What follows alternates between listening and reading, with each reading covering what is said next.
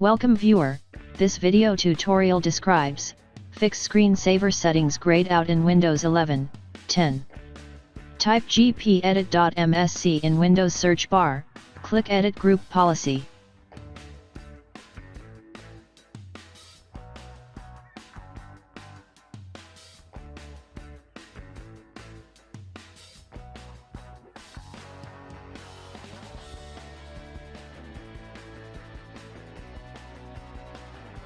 Click and expand User Configuration, click and expand Administrative Templates.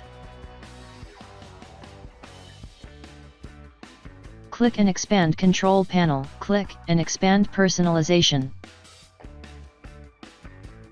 Open Enable Screensaver, change to Not Configured, click Apply, click OK.